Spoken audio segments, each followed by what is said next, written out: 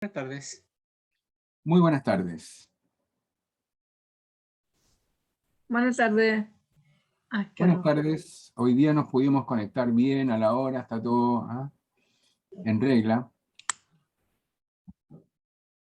Voy.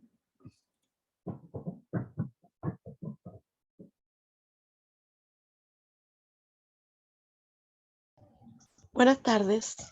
Buenas tardes. Muy buenas tardes. Don Juan Enrique, buenas tardes.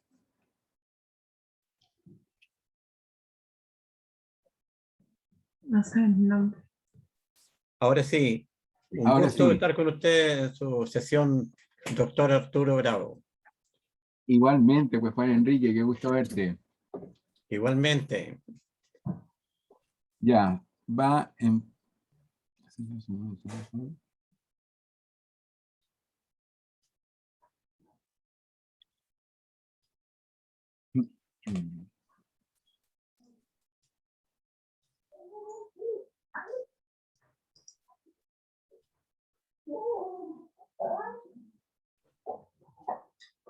A ver,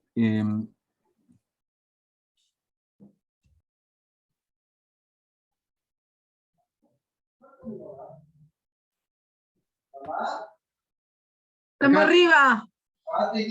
Sí. Ya.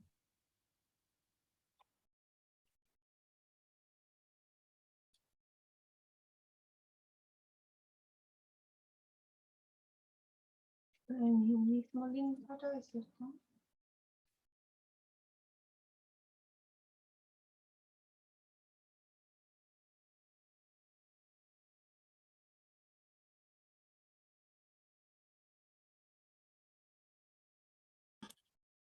Ya, vamos a...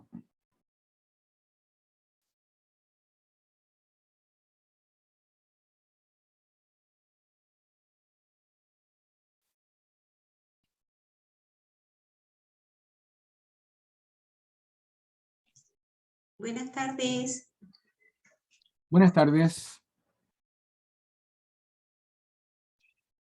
Bien, lo primero es que ha aparecido ahí un aviso en el chat en donde son invitados a dejar sus impresiones sobre lo que les ha parecido la temática del seminario. Ahí pueden dejar entonces sus impresiones. En segundo lugar, les recuerdo por favor que tengan la bondad de apagar sus micrófonos para no tener problemas con el audio. Así que tengan la bondad de apagar sus micrófonos.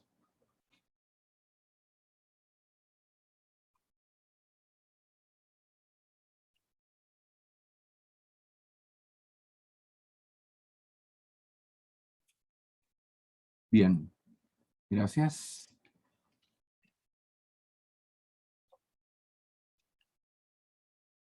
Ya, y cualquier cosa que se necesite, están las reacciones donde aparecen las manos, qué sé yo, etcétera, etcétera. Si pasa algo así que pueden colocar eso, por ejemplo, si hay algún problema, etcétera. Muy bien. Estuvimos viendo nosotros la vez pasada el profeta Miqueas y bueno, a propósito también de veremos ahora Isaías, ¿no? Porque parece que la vez pasada no vimos Isaías. Isaías capítulo 1, versículos 10 al 17. Pero antes que nada, a mí me gustaría también subrayar otro punto, que es el siguiente. La centralidad que tiene el tema de la justicia en el Antiguo Testamento. Bueno, no solo en el Antiguo Testamento, pero es realmente un punto muy central. Ya lo decía yo también en relación al Mesías, por ejemplo. El Mesías que se anuncia es un Mesías que impartirá justicia. En en el Salmo que se leyó el domingo pasado,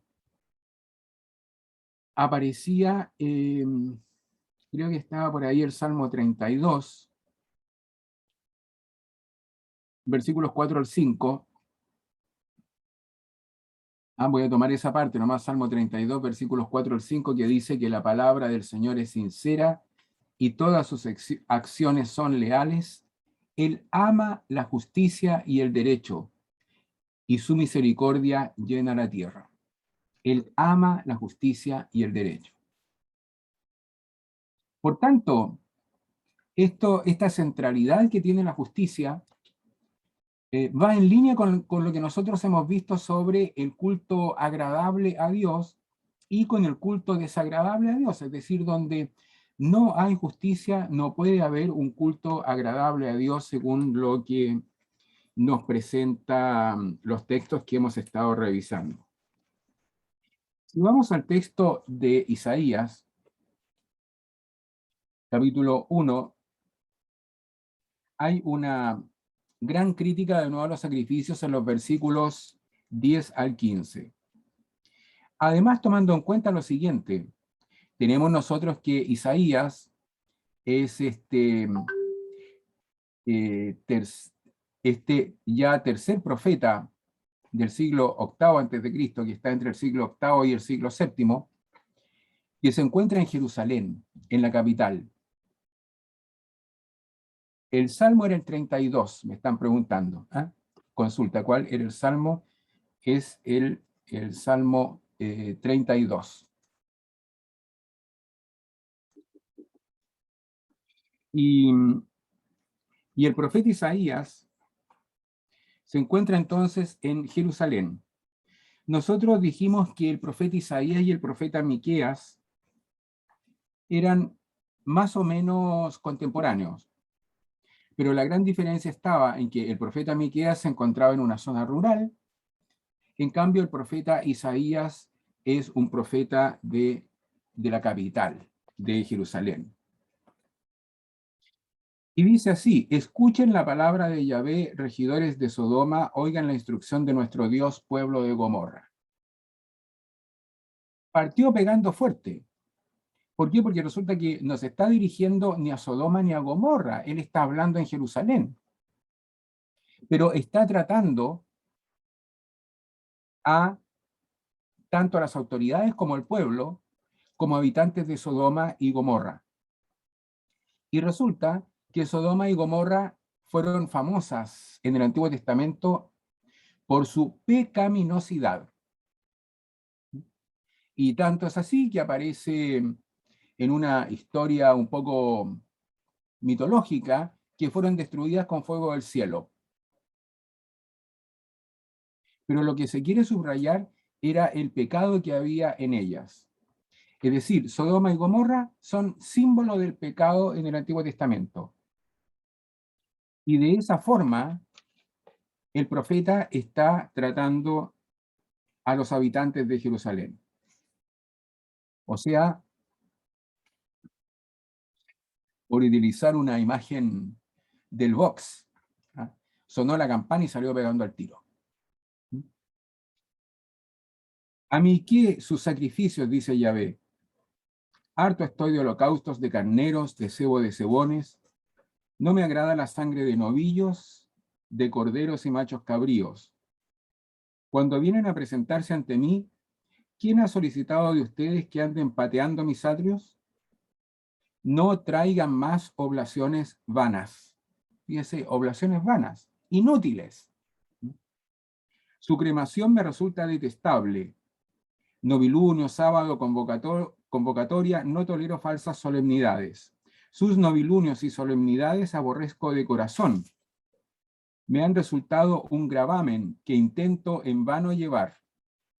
Cuando extienden sus manos me tapo los ojos para no verlas. Aunque menudeen la plegaria, no pienso oírla. Sus manos están llenas de sangre. Hasta ahí tenemos la crítica a los sacrificios. Sus manos están llenas de sangre porque es la sangre de los crímenes. que han cometido. No es tanto la sangre de las víctimas sacrificadas, sino de las maldades que ellos han hecho. Ahora bien, también plantea qué es lo que hay que hacer. Y eso aparece en los versículos 15 al 17.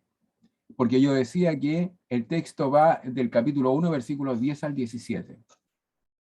Y en los versículos 15 al 17 dice, lávense, purifíquense, aparten sus fechorías de mi vista, dejen de hacer el mal y aprendan a hacer el bien. Busquen lo que es justo, reconozcan los derechos del oprimido, hagan justicia al huérfano, defiendan a la viuda. ¿Ah? Aquí aparecen 2 de 3 categorías que se utilizan en el Antiguo Testamento para mostrar quiénes son los más débiles. Los más débiles son los huérfanos, las viudas, porque las mujeres dependían completamente del marido. Entonces, si el marido moría y sus hijos no las cuidaban, quedaban a la deriva. Y bueno, aquí falta un tercer elemento, que es representativo de los más necesitados, y que no habría ningún problema en agregarlo, porque como digo, generalmente son 3 los elementos que aparecen para representar a los más necesitados. Huérfanos, viudas y migrantes. Migrantes. ¿Qué tema para nosotros hoy, y no solamente para nosotros, sino para todos los países en el mundo que están recibiendo migraciones. Sabemos muy bien el drama que esto significa. Nadie sale de su país en esas condiciones por gusto, sino por una aguda necesidad existencial. Entonces eso hay que pensárselo muy bien, a propósito justamente del culto agradable a Dios. O sea, yo no creo que el Señor quede muy contento que quemamos unas carpas de unos migrantes y el domingo aparecemos en misa. Parecería ese más bien ser un culto bastante desagradable a Dios. Lo que está planteando entonces como solución al rechazo del culto no es un nuevo orden cultural, sino un nuevo orden social.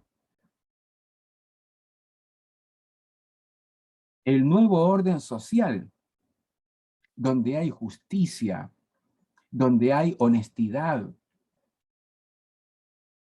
Pero fíjese, donde hay preocupación por los más débiles. Eso es lo que permite que el culto sea agradable a Dios.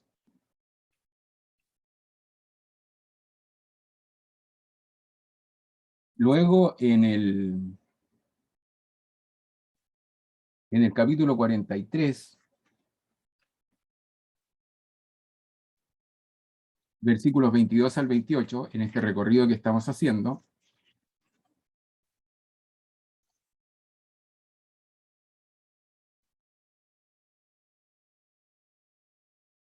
dice, pero tú no me llamaste Jacob, tú te aburriste de mí Israel, no me ofreciste ovejas en holocausto, ni me honraste con tus sacrificios. No te esclavicé exigiendo oblaciones, ni te atosigué pidiéndote incienso. No me adquiriste caña aromática, ni me hartaste de grasa de tus víctimas. Tú sí me esclavizaste con tus pecados y me atosigaste con tus hierros. O sea, de nuevo le está reclamando la situación de pecado. Y era yo quien, por respeto a mí, borraba tus delitos y no me acordaba de tus pecados. Recuérdamelos y vamos a juicio. Lleva tú la cuenta para que lo ganes. Tu padre fue el primero en pecar y tus abogados se rebelaron contra mí. Pues bien, profané a tus príncipes y entregué a Jacob al anatema, a Israel a la ignominia. Fíjese que aquí, en este pasaje, lo que sucede es que Dios se lamenta de que el pueblo no le ofrece sacrificios, de que no le ofreció sacrificios, sino que en vez de sacrificios le ofreció pecados. O sea, este es un texto que nos muestra, que nos prueba que lo que se está rechazando no son los sacrificios en sí, porque aquí Dios se está lamentando de la falta de sacrificio. Lo que se rechaza, como hemos insistido en este tema, lo que se rechaza es el sacrificio ofrecido junto con injusticias. Eso es lo que se está rechazando. Hay otro texto a propósito también de lo que Dios ha hecho por nosotros y cómo nosotros hemos respondido, donde no aparece directamente el tema del culto, pero sí se puede aplicar, que es el capítulo 5, versículos 1 al 7. Es el famoso canto de la viña, o la canción de la viña. Voy a cantar a mi amigo la canción de su amor por su viña. Mi amigo tenía una viña en un fértil lugar, la cavó y despedregó y la plantó de cepa exquisita. Edificó en medio una torre y excavó en ella un lagar y esperó que diese uvas, pero solo dio agraces. Solo dio agraces, que son esas uvas ácidas. Ahora pues, habitantes de Jerusalén y hombres de Judá, vengan a juzgar entre mi viña y yo. ¿Qué más puede hacerse por mi viña que no se lo haya hecho yo? Yo esperaba que diese uvas. ¿Por qué ha dado agraces? Pues ahora les haré saber lo que pienso hacer con mi viña. Derribar su seto y que sirva de pasto, romper su cerca y que sea pisoteada. Haré de ella un erial donde nadie pode ni escarde, crecerá la zarza y el espino, y además prohibiré a las nubes que derramen lluvia sobre ella. Pues la viña de Yahvé Sebaot es la casa de Israel.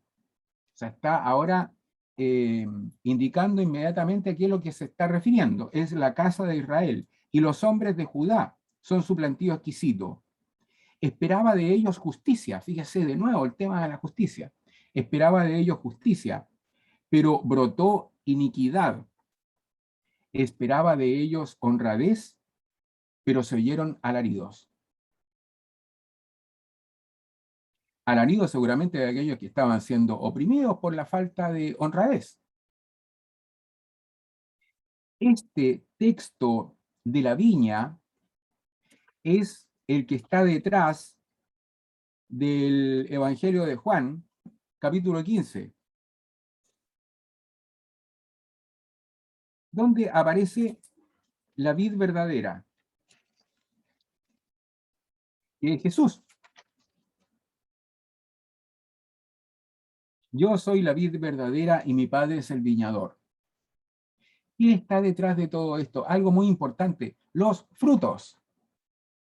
Los frutos.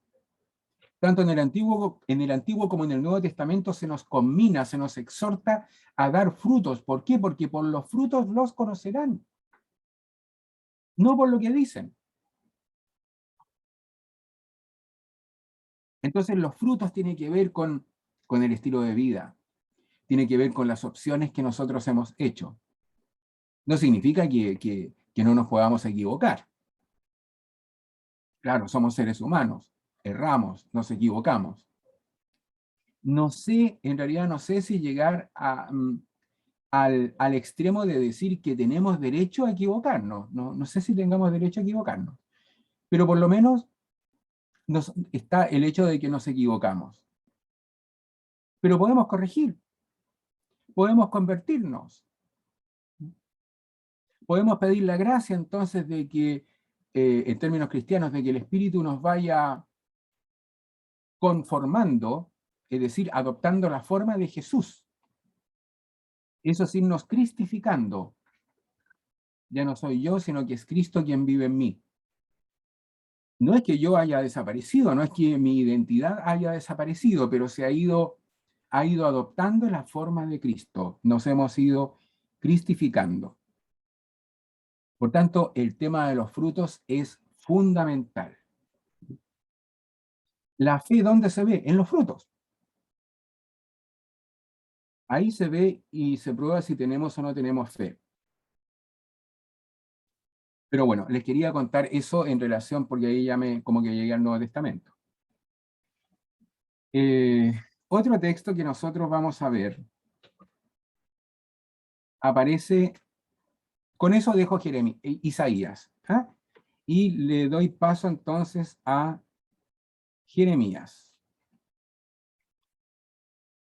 Aquí tenemos, voy a tomar solamente dos textos porque esta es una selección. Versículos 1 al 15. Capítulo 7, versículos 1 al 15. Palabra que dirigió Yahvé a Jeremías. Ponte en la puerta del templo de Yahvé y predique esta palabra. Dirás, oigan la palabra de Yahvé, todo Judá, los que entran por estas puertas a postrarse ante Yahvé. Así dice Yahvé Sebaot, el Dios de Israel. Mejoren de conducta y de obras. Mejoren de conducta y de obras. Y yo haré que se queden en este lugar. O sea, que no los saquen, que no sean desterrados, etc.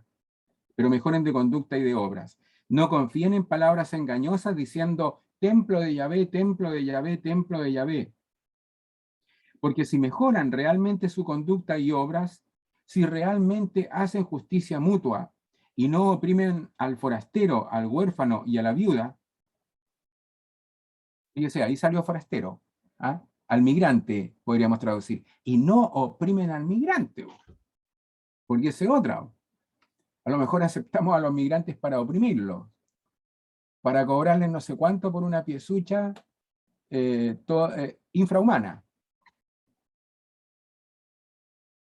Y no oprimen al forastero, al huérfano y a la viuda, y no vierten sangre inocente en este lugar, ni andan detrás de otros dioses para su daño, entonces yo me quedaré con ustedes en este lugar, en la tierra que le di a sus antepasados desde siempre hasta siempre.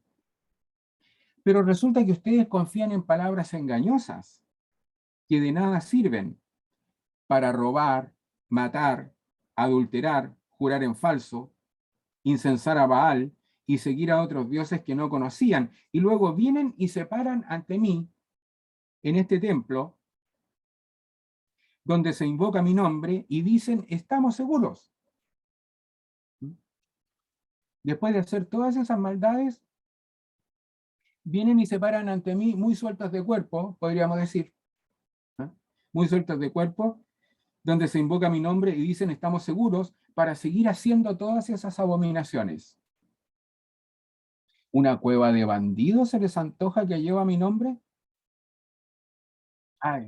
Parece que han escuchado eso del templo, como que han convertido mi templo en una cueva de bandidos, ¿cierto? Eso lo dice Jesús en la purificación del templo. Y lo está tomando de aquí, de Jeremías capítulo 7. Es una cita de Jeremías. Una cueva de bandidos se les antoja que lleva mi nombre, para mí está claro, oráculo de Yahvé. Pues vayan ahora a mi lugar de Silo, donde aposenté mi nombre antiguamente, y vean lo que hice con él por la maldad de mi pueblo Israel. Y ahora, por haber hecho ustedes todo esto, oráculo de Yahvé, por más que les hablé asiduamente, aunque no me respondieron, aunque no me oyeron, y los llamé, mas no respondieron, voy a hacer con el templo que lleva mi nombre, en el que ustedes confían, y con el lugar que les di a ustedes y a sus padres, lo mismo que hice con Silo. Os arrojaré de mi presencia como arrojé a todos vuestros hermanos, a toda la descendencia de Efraín. Mire, hasta aquí, hasta el versículo 15, es un texto bastante impresionante porque contiene un montón de elementos muy, muy llamativos que cuestionan mucho. Primero, un elemento que yo ya he mencionado, falsa seguridad, las falsas seguridades. ¿Cuál es la falsa seguridad que tienen los habitantes de Jerusalén? El templo. El templo. ¿Por qué? Porque se suponía que el templo era el lugar donde habitaba la divinidad. Entonces, incluso había algunos que decían esto. Por eso que el profeta dice que están escuchando palabras engañosas, que les dicen templo de Yahvé, este es el templo de Yahvé. Porque con eso le quieren decir, mire, resulta que aquí tenemos el templo de Yahvé, en el templo de Yahvé vive Yahvé, y si Yahvé vive aquí, la ciudad está segura, no nos va a pasar nada. Por lo tanto, podemos hacer lo que queramos. Podemos seguir haciendo maldades, podemos seguir siendo injustos, ¿ah? Y en vez de tocar 3 veces en madera, tocaban 3 veces, por decirlo así, en las piedras del templo, porque no nos va a pasar nada. ¿Ah? Esa era su seguridad. Pero Dios dice, yo no me quedo encarcelado en un templo. Yo soy libre. No me quedo atado a un templo. Y coloca un ejemplo harto terrible. Vayan a mi lugar de Silo. Silo era un santuario antiguo. ¿Qué había en Silo? En Silo se tenía el Arca de la Alianza, cuando todavía no estaba el templo. Entonces también algunos pensarían que Silo era un lugar seguro. Pero en tiempos de Saúl y de David, llegaron los filisteos e hicieron zumbar Silo. Silo fue destruido. Silo, como decimos nosotros aquí en Chile, Silo fue hecho pebre. Y los filisteos incluso se llevaron el Arca de la Alianza.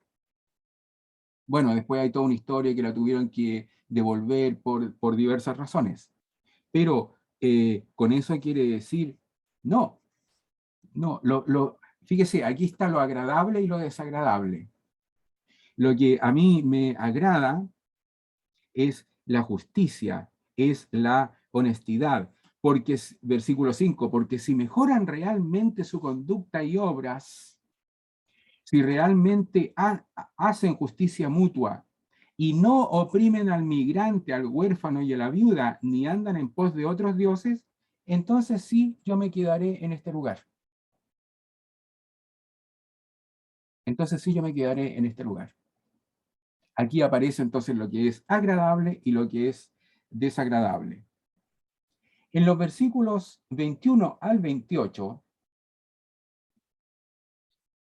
tenemos un ejemplo más entonces de lo que aquí estamos diciendo. Así dice Yahvé Sebaot, del Dios de Israel.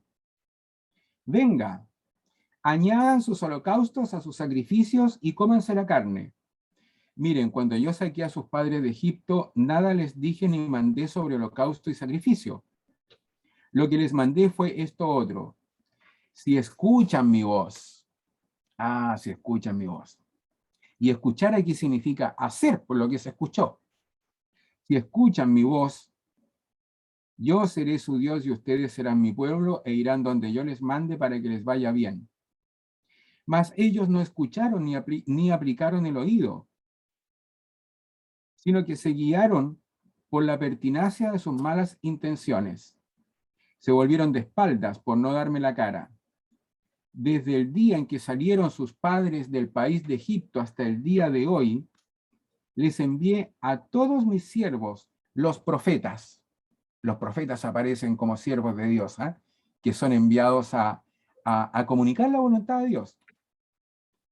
Les envié a todos mis siervos, los profetas, cada día puntualmente, pero no me escucharon, ni aplicaron el oído, sino que atiesaron la cerviz, duros de cabeza, ¿cierto? Atiesaron la cerviz y se hicieron peor que sus padres.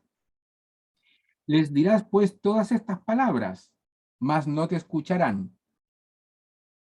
Triste destino de Jeremías, porque el mismo Dios le está diciendo, lo manda a predicar a un pueblo que no lo va a escuchar.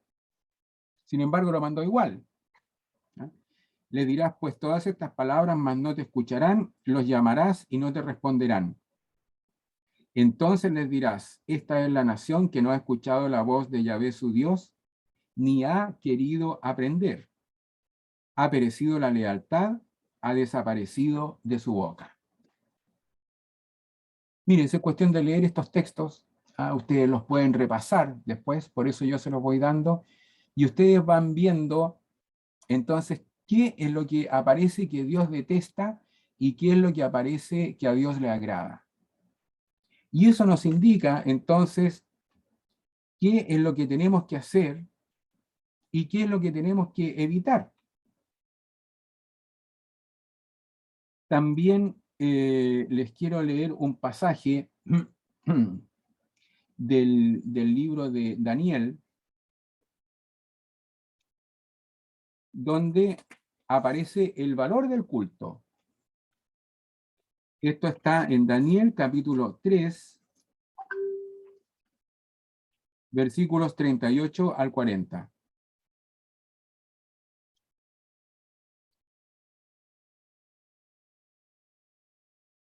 El libro de Daniel se ubica en un momento, digamos, lo que aquí se está recordando es el exilio. ¿Ah? Se está recordando el exilio. Entonces dice, en este momento no tenemos príncipes, ni profetas, ni jefes, ni holocaustos, ni sacrificios, ni ofrendas, ni incienso, ni un lugar donde ofrecerte las primicias y alcanzar tu misericordia. No hay un lugar. Eso es considerado entonces como una gran falta. Pero acepta nuestra alma arrepentida y nuestro espíritu humillado como un holocausto de carneros y toros y millares de corderos cebados. Que este sea hoy nuestro sacrificio ante ti y volvamos a serte fieles, porque los que en ti confían no quedarán avergonzados. Fíjese que esto de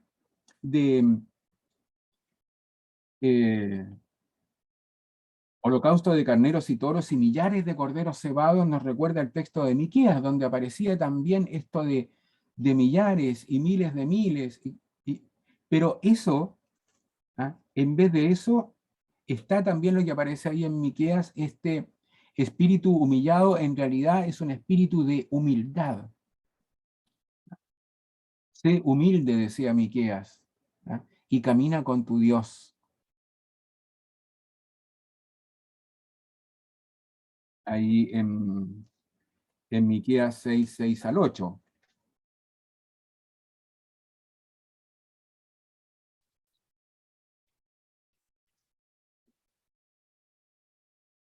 Lo que Yahvé quiere de ti, tan solo respetar el derecho, amar la lealtad y proceder humildemente con tu Dios. Eso es caminar de la mano con Dios, humildemente, haciendo su voluntad. Eso es lo que se quiere decir. Bueno, ¿qué hay que hacer? ¿Qué es lo que nos toca entonces hacer? Y ahí tenemos un tremendo texto en Isaías 58, que es el ayuno agradable a Dios.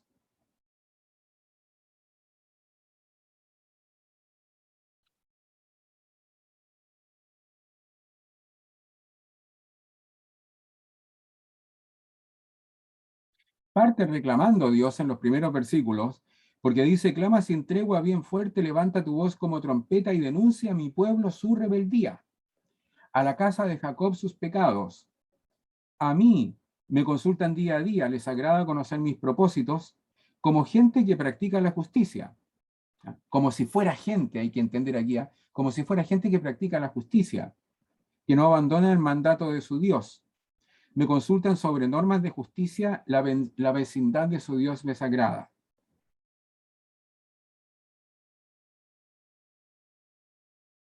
¿Para qué ayunamos si no lo ves?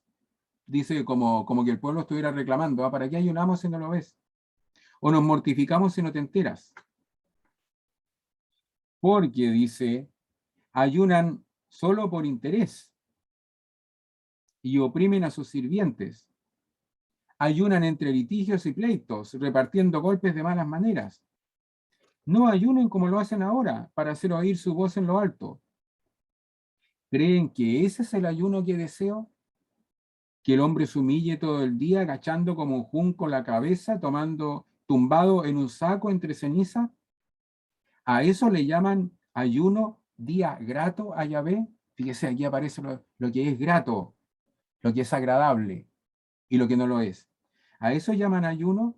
¿Día grato o día agradable a Yahvé? Este es el ayuno que yo deseo. Romper las cadenas injustas. Soltar las coyundas del yugo. Dejar libres a los maltratados y arrancar todo yugo. Compartir tu pan con el hambriento.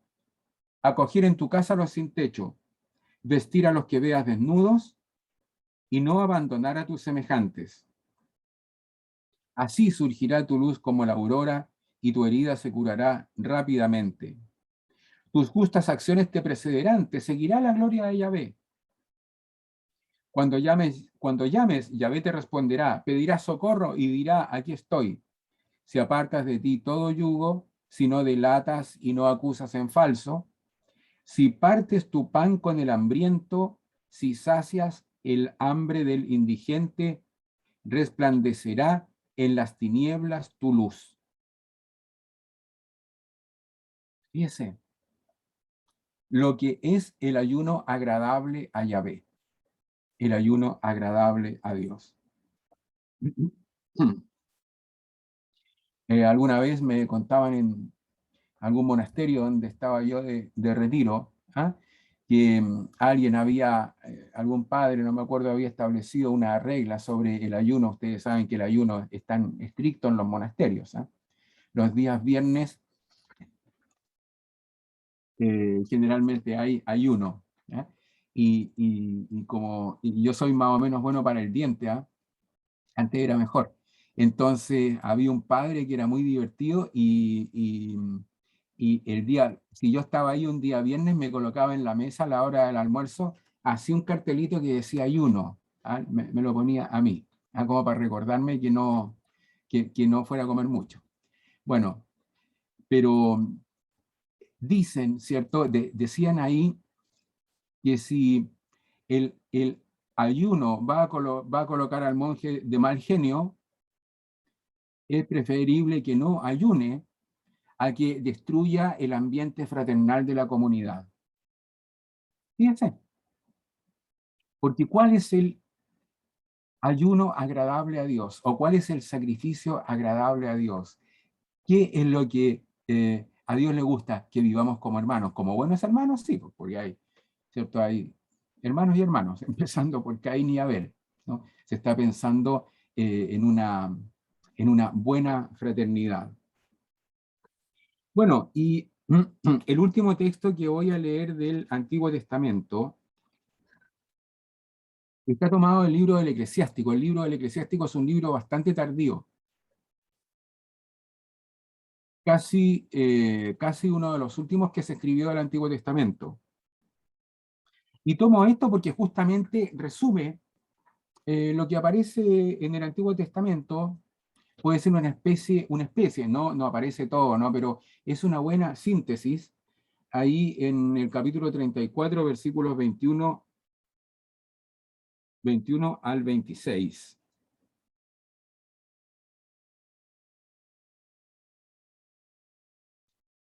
Perdón, lo que pasa es que la Biblia que tengo yo tiene dos numeraciones.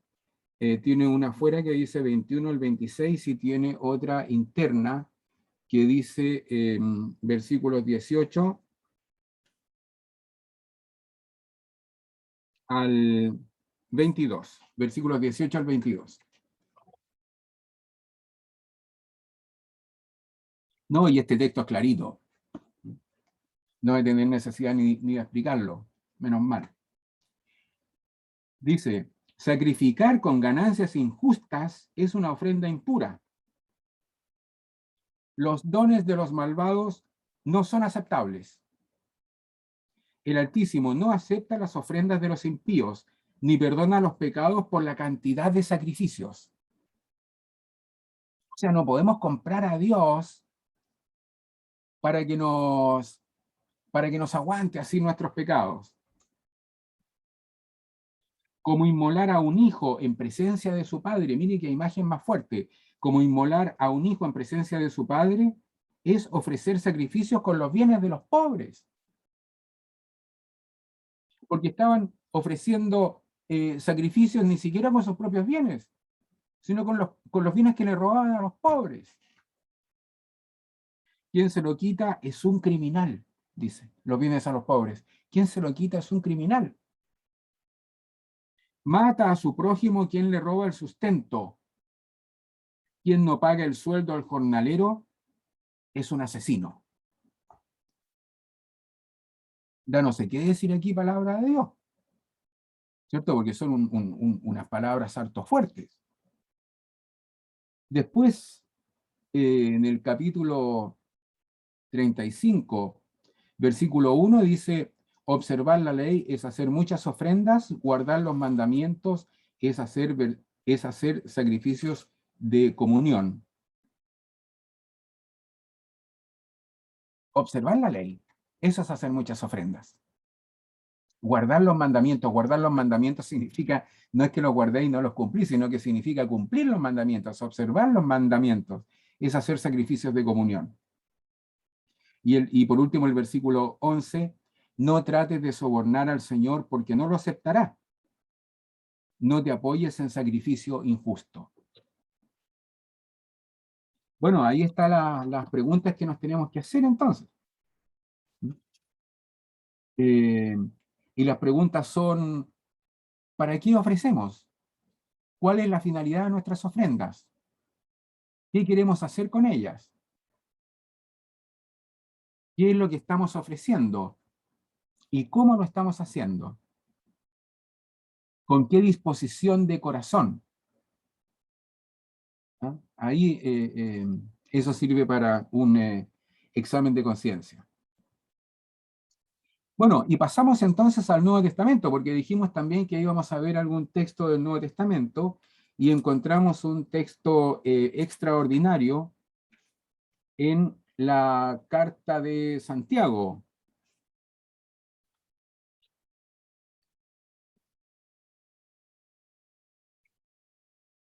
En la carta de Santiago,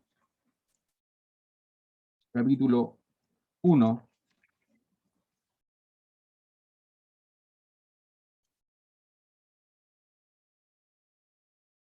versículo 27, ahí tenemos un texto.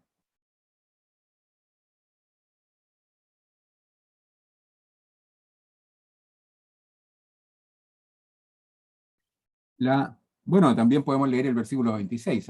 Esto lo ha citado mucho Francisco, el tema de la lengua, el tema de hablar mal de los demás, de injuriar, de calumniar. 1.26 dice, si alguno se cree religioso, pero no pone freno a su lengua, se engaña a sí mismo y su religión es vana. Su religión es inútil. Luego el versículo 27, la religión pura e intachable ante Dios Padre es esta: ayudar a huérfanos y viudas en sus tribulaciones y conservarse incontaminado del mundo de pecado. Ayudar a huérfanos y viudas en sus tribulaciones. O sea, está utilizando las mismas categorías que aparecen en el Antiguo Testamento para señalar a los más débiles. Le faltó los migrantes. Y después tenemos un texto realmente extraordinario en el capítulo 2, versículos 14 al 20. Lo vamos a dejar hasta el 20.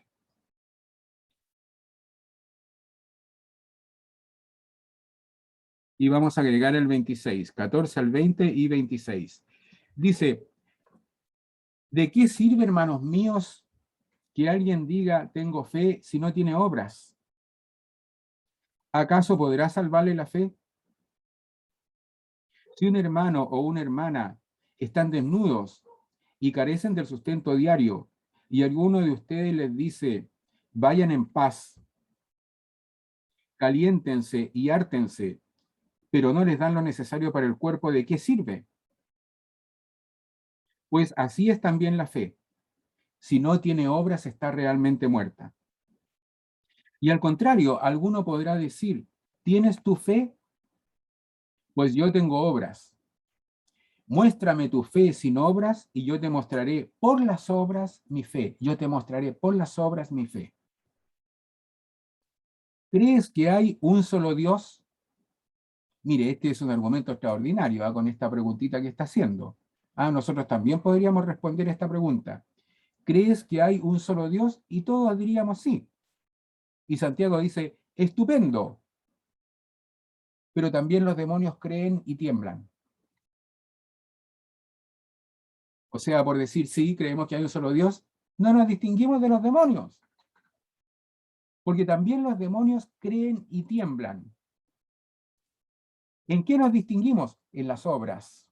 O sea, fíjese, lo que está criticando aquí es el error de pensar que la fe es una cosa intelectual. Que basta con decir sí creo, sí, yo creo que hay un Dios. Pero como que eso a mí ni me toca. Sigo con el texto. ¿Te enterarás de una vez, insensato, que la fe sin obras es estéril? Hasta ahí el versículo 20. Y el versículo 26. Porque así como el cuerpo sin espíritu está muerto, también la fe sin obras está muerta. También la fe sin obras está muerta. Bueno, aquí en realidad,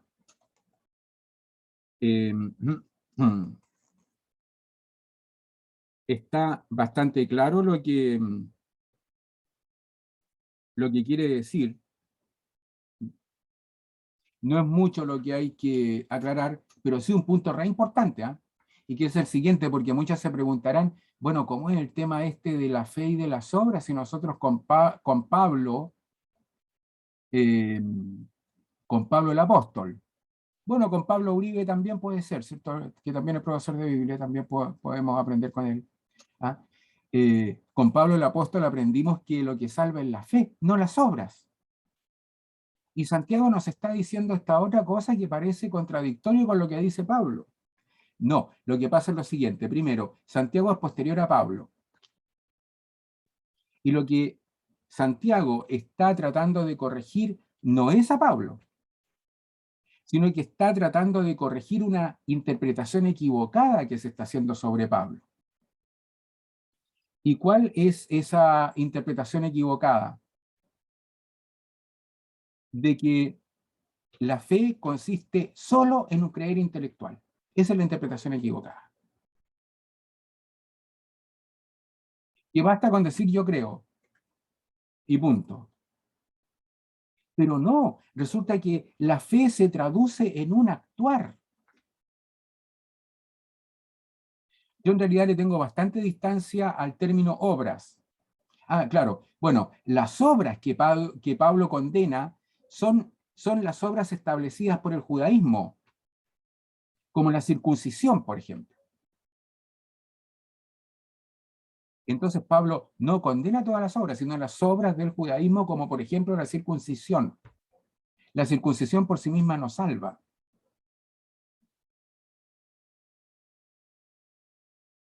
Pero, por eso decía yo que le tengo bastante distancia en la palabra obras y por eso prefiero el término frutos.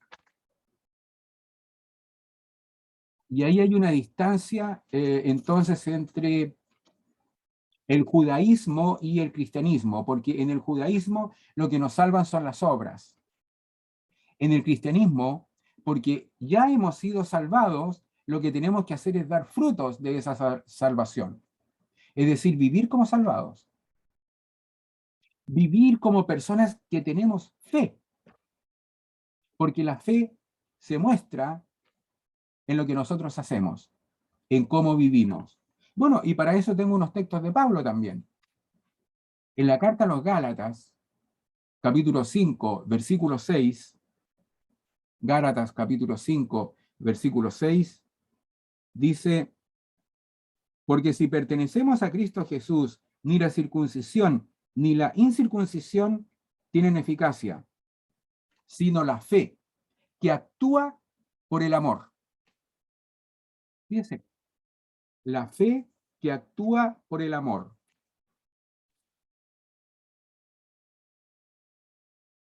O sea,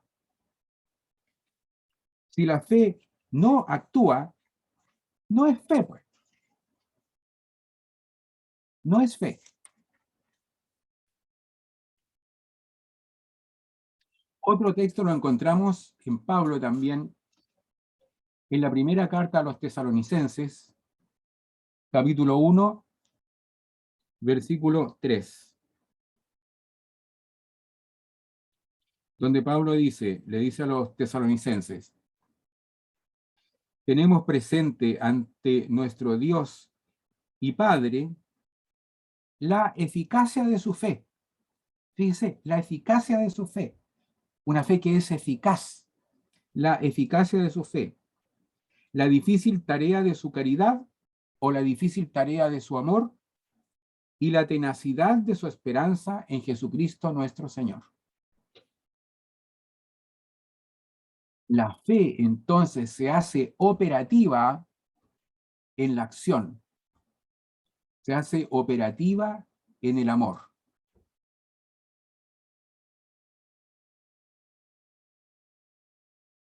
Y son tantos los textos que podríamos citar al respecto.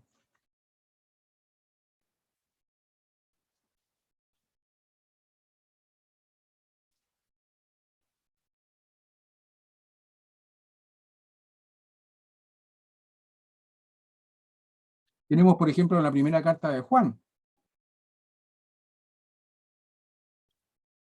en el capítulo 4, versículos 19 y siguientes.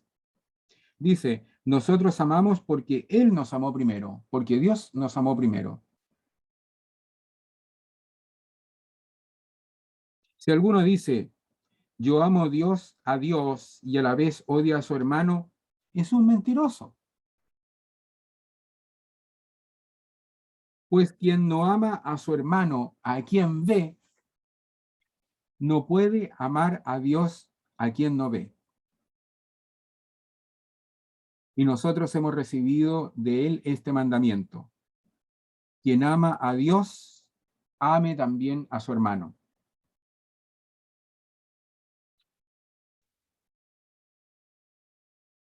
Y por último,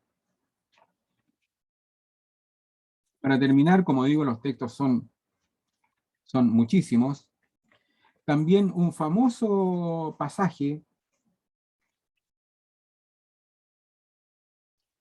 que es el pasaje del juicio final, que todos conocemos, y que se encuentra en Mateo, capítulo 25, versículo 31 en adelante,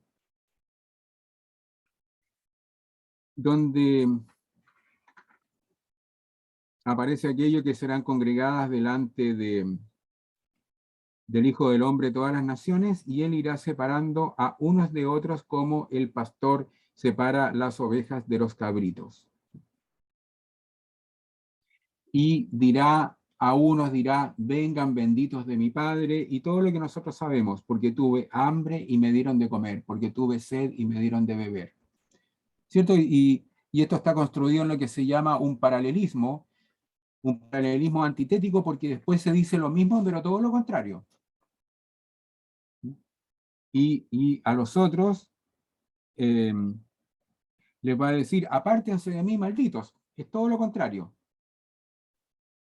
Porque tuve hambre y no me dieron de comer, porque tuve sed y no me dieron de beber, porque estuve desnudo y no me vistieron, etc. Y aquí viene la pregunta y la respuesta fenomenal que hacen ambos grupos. ¿Cuándo te vimos hambriento? ¿Cuándo te vimos sediento? ¿Cuándo te vimos desnudo? Y él le responde, les aseguro que cuando hicieron esto o no hicieron esto, les aseguro que cuando hicieron esto a uno de estos hermanos míos más pequeños, a mí me lo hicieron. Es muy interesante la formulación. ¿Por qué? Porque nos dice, cuando hicieron esto a uno de mis hermanos más pequeños, es como si lo hubieran hecho conmigo. No, no dice cómo. Dice directamente, conmigo lo hicieron. O conmigo lo dejaron de hacer. Eso significa, el pobre, el necesitado, es sacramento de Cristo. No podemos pasar de largo. Ahí tenemos a Cristo. En el pobre, en el necesitado. Ahora, tampoco se trata de decir,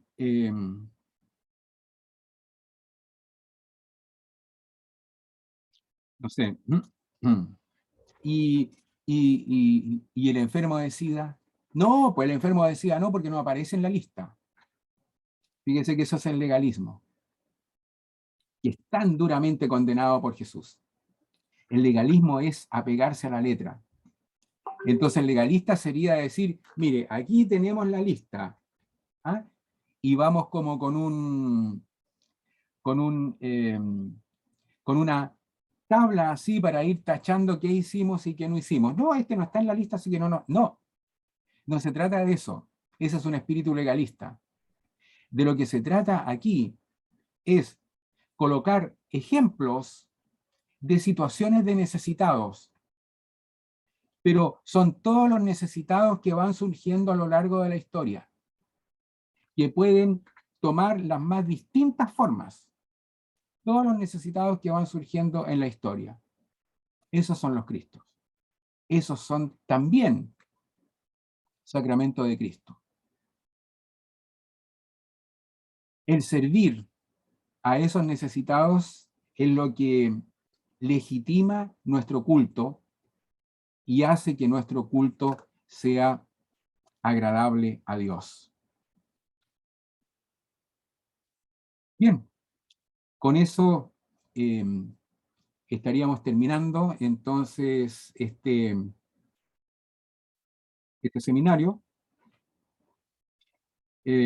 Aprovecho de pedirles disculpas por el problema técnico que tuvimos en la sesión pasada y también por no haberles consultado si podíamos recuperar algo en la misma sesión, pero resulta que un profesor mío me enseñó, Beltrán Villegas me enseñó que era muy importante respetar el tiempo de los alumnos, es decir, si uno dice la clase es hasta las 12, la clase es hasta las 12. Si el profe llegó, si era de 11 a 12 y el profe llegó a las 11:15, no corresponde que ese cuarto de hora empiece con descuentos para los alumnos, porque, claro, porque no es culpa de los alumnos, ¿cierto? Entonces, es disponer del tiempo de los alumnos. Y eso lo tengo así metido a fuego hace tantos años que ni se me ocurrió preguntarles efectivamente si a lo mejor ustedes querían que yo recuperara el tiempo en ese momento. Así que por ello me disculpo. ¿Mm? Bueno, y debo confesar también que la persona que me hizo caer en este error que cometí fue mi señora. Entonces, que agradezco ese complemento, esa corrección. Así que les doy mis disculpas. Si alguien quiere decir algo o hacer alguna consulta, puede hacerlo porque los micrófonos están abiertos. Pueden conectarse.